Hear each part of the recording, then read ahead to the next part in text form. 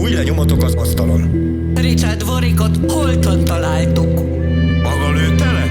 Azt mondja, hallott egy lövést, de nem is törődött vele. Ki ez az ember? A férjem.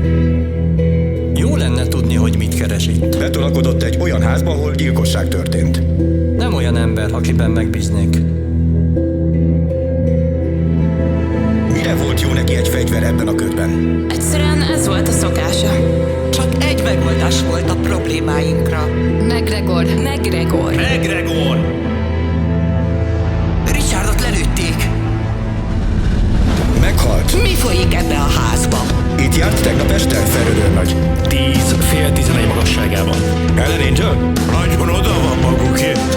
Tudom, hogy nem szánt szándékkal történt. Én azt hittem, hogy minden világos. Vettél egy ködös ellen és így szól! 3-ra lövünk! Tényleg én öltem meg Richardot. Ez bardossa. Tudja, hogy itt jártam tegnap este. Úgy érted, látott? Azt mondja, látott. Ha le akarnak tartóztatni, tudom, mit fogok tenni. Ugyan, erre semmi szükség. Szerettem a fiamat, de nem voltam vak. Ön most éppen beval egy gyilkosságot. A zsarolást keményen büntetik. Erőszakos talán? Ne zaklassa fel. Ti mind gyerekként kezeltek.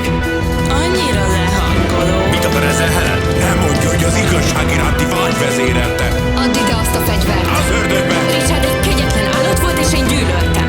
Jobb lenne, ha most egy ideig nem találkoznánk. Bármit is tettél nekem, te ugyanaz maradsz. Biztos benne, hogy meghalt? Teljesen, uram. Minden csupa vér volt. Ismerős önnek ez a fegyver? Attól tartok. Semmi más nem akarok, csak hogy Laura boldog legyen. Maguk nők imádnak mártírt csinálni magukból. De ennek most vége. Mennyi hazugság van földön és égen.